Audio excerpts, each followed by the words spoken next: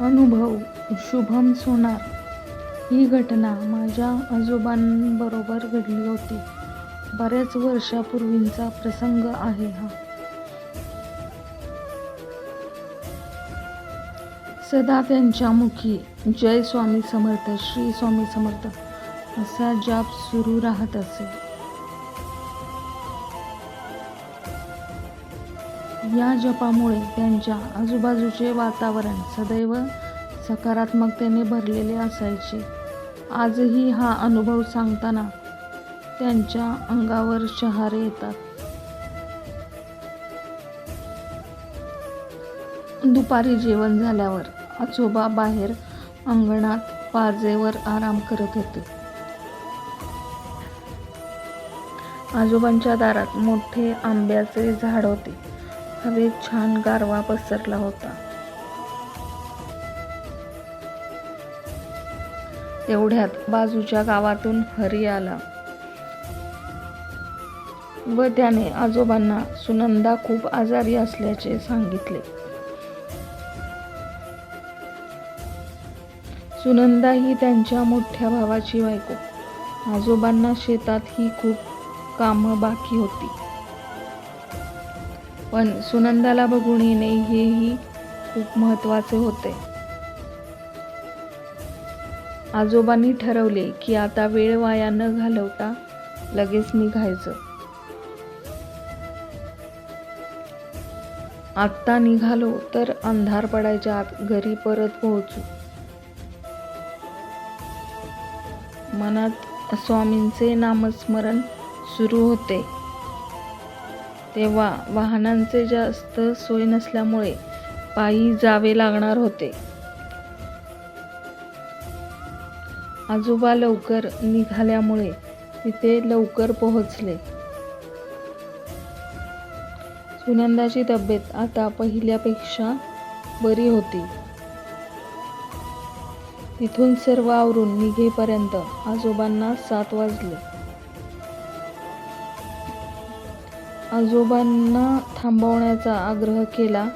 सकाळी जाण्यास सांगितले, पण आजोबा थांबले नाहीत.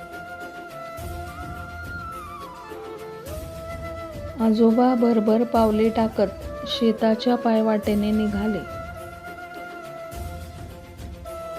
तेवढ्यात त्यांना समोरून कोणीतरी येताना दिसले. आजोबांनी नीट लक्ष देऊन पाहिले तर त्यांना ती एक बाई वाटली. आजोबांना ती थोडी विचित्र वाटली. अंगावर हिरवी साडी, मोकळे तोंडावर आलेले केस आणि हातात हिरव्या बांगड्या.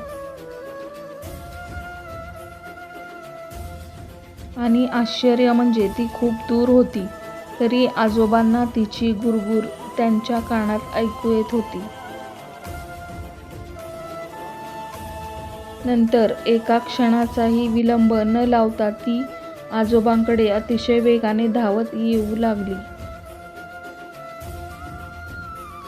तसे आजोबा ओरडले आणि मोठ्याने स्वामींना हाक मारत बोलले, स्वामी मला वाचवा. आजोबांना त्यांचे मरण समोर दिसू लागले. तेव्हा अचानक मोठे वादळ सुरू झाले आणि आकाशात वीज कडाडली. तेव्हा वातावरणामध्ये दिव्य असा आवाज हुकूम असणारा ऐकू आला.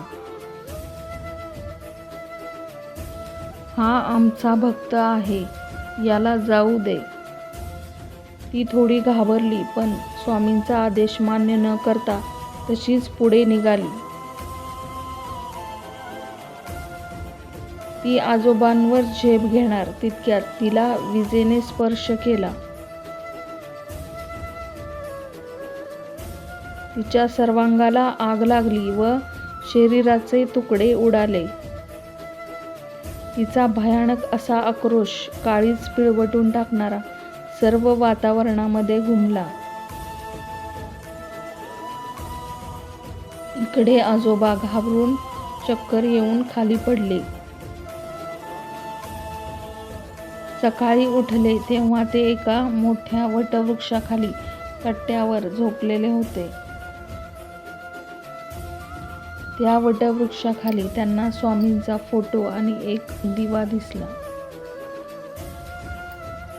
त्यांना खूप रडू आले आणि मनोमन त्यांनी स्वामींचे आभार मानले व पुढच्या प्रवासाला निघाले. यानंतर आजोबांनी नामस्मरण अखंड करू लागले.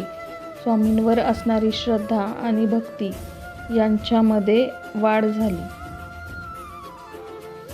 तर असा होता शुभम सोनार यांच्या आजोबांना आलेला स्वामी अनुभव. कसा होता तो कमेंट बॉक्समध्ये नक्की कळवा. सर्वांना श्री स्वामी समर्थ.